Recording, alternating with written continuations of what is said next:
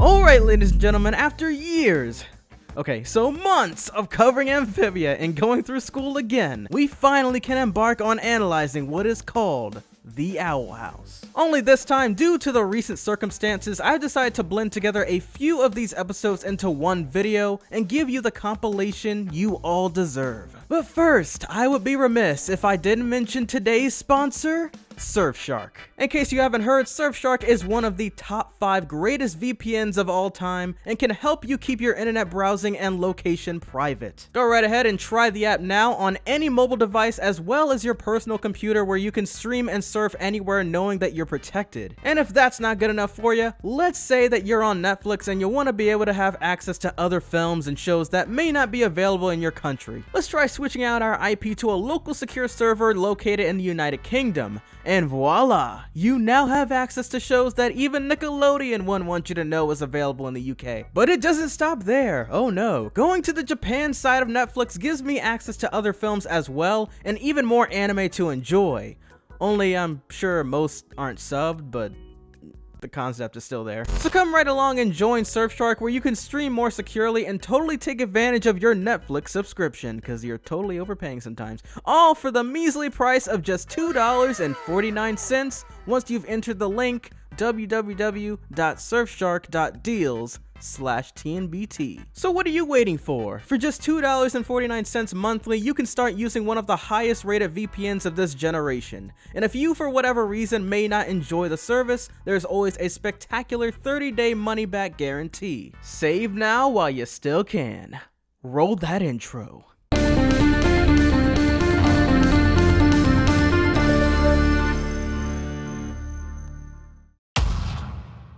Well, ladies and gents, the time has come for us to finally take the time in overviewing the episodes that I'm sure most of you have been anticipating for me to cover. So let's not waste a second more and jump into the 11th episode, Sense and Insensitivity. And the premise for this one is pretty dang simple, so this ought to be quick. Within the episode, Luce and King teamwork together in creating a bestseller novel, while Ida attempts to partake, going against her sister and finding a rare flower that grants eternal youth. I guess I'll begin with King and Luce's part of the story since it's the least significant. So the two of them work collectively on their novel project until King selfishly edits Luce's Lazura story for his own benefit. He even includes a part in the book where she dies. This not only ticks Luce off for obvious reasons, but he still somehow manages to get the attention of a dark magic wielding book publisher that soon gets King to become famous. But eventually his reign of popularity comes to an end and needs the help of Luce after realizing that he can only make the best of stories by editing Luce's, which was also extremely insulting. So instead of being able to produce another volume, Luce gets captured because of course King just had to sign a friggin' contract. But thankfully Luce and King teamwork together, however, and distract the publisher with a light spell in order to break the contract. And the day truly wouldn't have been saved if it weren't for Tiny Nose. And yes, that is literally her name.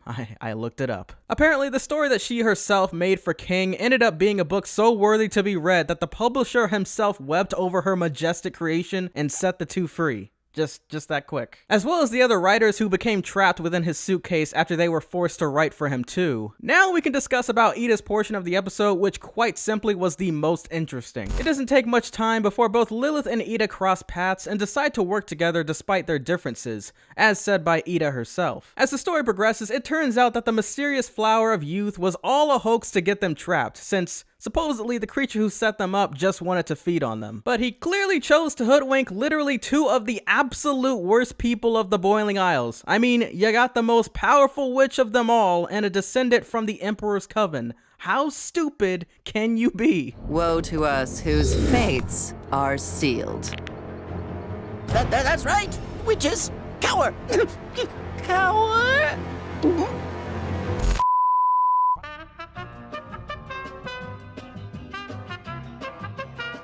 So anyways, they beat the living crap out of him and have a nice sibling moment with one another. And even though Ida lightly rejects Lilith's offer and joining the Coven again, I respect how Lilith didn't try to force it on her like she did in previous episodes. But to be fair, she was probably just tired that day. Also, during this episode is the new code found on one of the books on a shelf behind Ida, reading the letters E and I. And don't worry, by the end of this video, I will be combining all of the secret codes we have so far.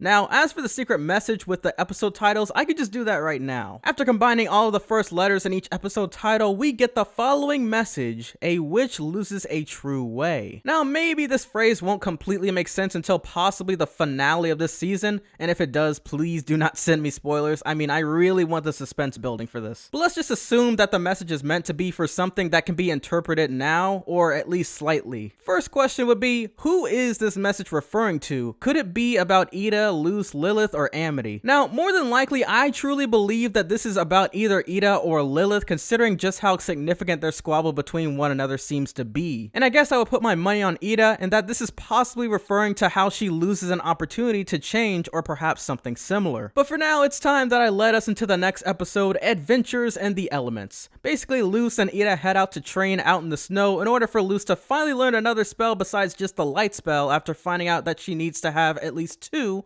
as a minimum requirement for Hexside. And Ida, despite being an abnormal teacher, does her best in getting Luce started by first telling her to, in summary, observe her surroundings. However, of course, it doesn't end up being a peaceful lesson. Instead, Luce steals a training wand, which allows you to perform magic in a much simpler way. And of all people she steals it from, it ends up being Amity, the one she just pretty much became friends with. But besides that, Luce accidentally awakens a dangerous snow demon, and so it captures everyone but Luce and Amity. And instead of trusting Luce, Amity decides to imprison her so that way she doesn't get into any trouble again, and also so she protects her. At this point, Luce doesn't have a choice but to actually sit still and notice her surroundings. And one of the biggest reveals of this season so far is that magic truly is everywhere and has a symbol on it as well. This not only is a great thing for Luce because she can perform so many more magic spells just by looking at the insignias on different objects, but this just shows how the classic spells were created. Because as it turns out, just by looking on the very snowflakes falling from the sky, it had the symbol represented in a snow spell that Luce eventually uses to break free. Oh, and spoiler alert, she even figures out how to perform plant magic simply by looking at the stem of a plant later on in the episodes. So the episode ends with Luce learning yet another spell, thank goodness, because I'm sure that no one would actually want to see Luce do one spell for the entire season. And so she and Amity help free Ida and the rest. Also, King gives life to inanimate objects using one of Ida's potions. Nah, but who cares? The next episode is First Day, and I'm sure that a ton of people called it when they predicted that it was going to be the episode where Luce experiences her first day at Hexside. And funny thing is that her friends didn't even expect her to make it, especially Gus, but nah, even though she was a bit of a handful, Principal Bump passes her through anyways. Cause he's a boss. I swear, if this dude ends up being a villain in this show, I will lose all hope in humanity. I mean, Principal Bump is already one of my favorite characters of this show. So Luce is taken over to Hexside with the help of Ida, who pretends as if she doesn't care, but clearly she has an affectionate side. It turns out that Luce eventually runs into the issue of choosing just which coven she was most interested in, something that she struggled with since the Convention episode. She even insists on asking if it was possible to study all forms of magic, to which Principal Bump explains that according to the rules, only one may be studied, and that the only other person who also showed much interest in learning more than one coven of magic was Edelin, and that wasn't much of a reveal. One thing that was a major hint of their similarities was how Luce ended up joining the Potion Coven, which soon changes for Luce, but I'm just getting ahead of myself. Luce once again manages to get into trouble and is sent into the new detention room after the original one just got demolished. This gives Luce the opportunity to meet other students who apparently also take interest in learning multiple forms of magic at the same time as well. And they even show Luce their secret discovery within the very walls of the school, including the very room of shortcuts. That is until Luce is saved by her friends from detention, which seemingly offends the group, even though Luce clearly didn't call the detention track lame to intentionally hurt their feelings. But whatever, I guess that's how you got drama out of this episode. But that ends up being the least of everyone's problems, because even though Hexside was scheduled to have an appointment with one of the Emperor's Coven inspectors, everything takes a dark turn when in reality a magic-sucking demon takes their place. A bit of a coincidence, but it manages to steal everyone's ability to perform magic, except for Luce, however, which more than likely was due to the fact that unlike all the rest of the witches, Luce doesn't have a magic bile attached to her heart. This is important because magic, in the words of Ida, has to come from from somewhere, and the beast was draining magic from out of everyone's body. Luce's magic probably wasn't something it took interest in. Eventually, Luce gets the detention group to join forces, even though they pretty much had zero reason to be upset with her, but who cares? So they all save the day, including saving the principal himself, Bump, who at first still nearly decides to give them all detention for recklessly combining magic together. Thankfully, however, the principal was more than kind and instead lets go of the traditional way of assigning students to their coven tracks and allows Luce to participate in all of them. Oh yeah, and those other students also get to have their choices of magic to combine. Alrighty then, next episode. Really small problems. Yeah, and this is gonna be a really small analysis. Yeah, so basically Luce and King were planning on having their very own day off together until Willow and Gus intervene and get in the way of their alone time. So King reasonably becomes upset, and I say reasonably because watching how Willow and Gus unknowingly planned their schedule around in order to hang out with Luce was torture to watch it in and of itself. When Luce comes back, let's go on the 3-man cauldron spinner. Or the triple swing. Oh, and that's close to those photo booths that can fit exactly 3 people. I'm gonna kill myself! Wow. Seriously, this was the one episode where I genuinely felt bad for King. Sure, he had his moment of explaining that he's extremely lonesome already, but this was just ridiculous. Anyways, as it turns out, Tibbles not only returns, but hoodwinks King into spraying Willow and Gus with shrink spray. And yes, shrink spray, not shrink ray. That was pretty clever. This soon gets sprayed onto Luce and King as well, and so Grimhammer finally reveals his true revenge plan for them being the reason his shop and family possessions had gotten destroyed the other episode. They soon escape with King's admirable sacrifice and the help of Tibble's ironic stupidity. Darn flies. Oh no. The end. Next episode is the one that I really wanted to get my hands on, and that is the episode Understanding Willow. Cause holy cow, was this such a great way to reveal Willow and Amity's past. And what better way was it than to have both Luce and Amity enter her very mind. It all started with Luce and Willow participating in photo class where you can export physical prints of someone's memories, which if damaged can affect that same person's mind. I was thinking if maybe it was possible for why Ida can't remember who cursed her, but then that would be too good. Once again, if that did happen in the future episodes, don't tell me. Anyways, Amity notices an old memory where both her and Willow were still friends at a young age, showing how they were before the incident. And out of guilt, Amity does the unspeakable and attempts to burn the very photo, only she doesn't realize just how insane fire spreads, so it burns up all of the other prints as well. Luce immediately takes notice of this and brings Willow and Amity back over to Ida, who suggests that the best way to fix Willow is entering her mind, finding the inner Willow, and repair the broken memories. Amity helps figure out the missing pieces of all of the old memories and goes down on a guilt trip to memory lane. But in the end, despite their hardships, they come across a fiery being that instead just worsens the situation by burning all of it back to the way it was. And after moments of fighting the creature, they soon come to realize that it's the inner Willow. But since Amity's flames, she's the inner Willow enraged. Though it was technically Willow's inner self, seeing and hearing her in this much fury was extremely frightening because ever since the first time we met Willow, she was always the calm one of the group. I mean, she obviously had some ticks here and there, but this episode must have been her final straw, or should I say, she had many sparks. But now the flame finally ignited. Am I right? Whatever. So, as it turns out, the memory that Amity so desperately wanted to avoid ends up being the major one that Willow drags both Amity and Luce inside to witness. The dreadful memory was how Amity all of a sudden tells Willow to get out of her home during one of her birthday celebrations, and this, of course, is what infuriates the inner Willow even more. But thankfully, Amity shows her the other side of the story, which was that Amity's parents commanded her to kick Willow out in order to supposedly separate herself from people that may spread weakness. Something that Amity reveals she doesn't ever want to show, as revealed in her diary when describing her first interactions with Luce. This in the end gets Willow to calm down and slowly revert back into her normalized inner Willow state of combined emotions. And Luce's face was the perfect facial expression for this very moment, unlike other meme faces that just simply don't land the same in other shows. Willow's mental state becomes fully restored, and even though Willow and Amity aren't completely back to being friends once more, I respect how they're taking their time with this. Because despite the explanation and apology Amity had, it still, with all honesty, didn't quite make it up for the many years of bullying, torture, and loneliness Willow must have went through. But at least this very well puts into perspective as to why Amity split away from Willow and seems distant from her current friends.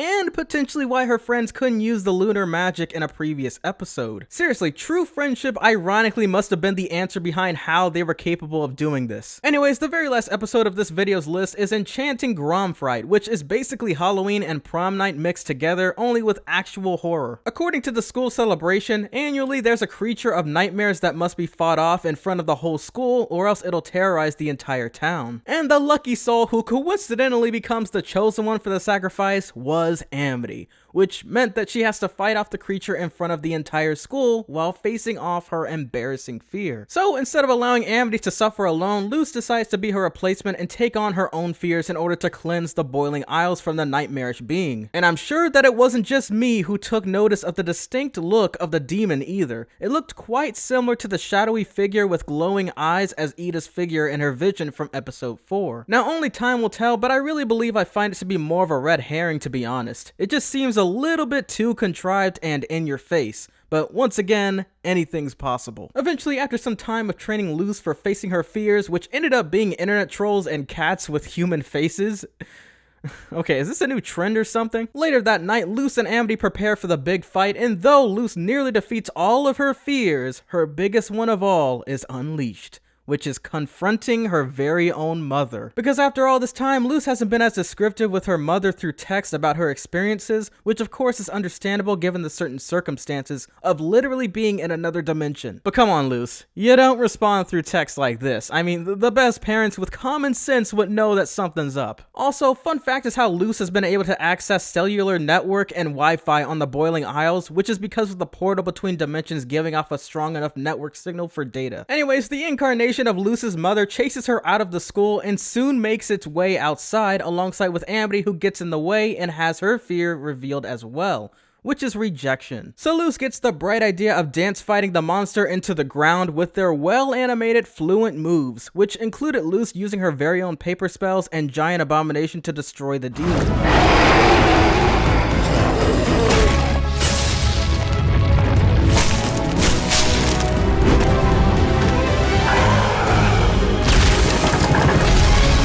And after that sequence is over, Amity's secret is shown to be an invite for Luce to be with her during the prom, which is weird because it took less than 2 episodes for her to have feelings towards Luce. Just being honest. And nah, let's just forget about the multiple times she purposely would make fun of Luce's friends and nearly destroyed a memory of Willow's the episode before.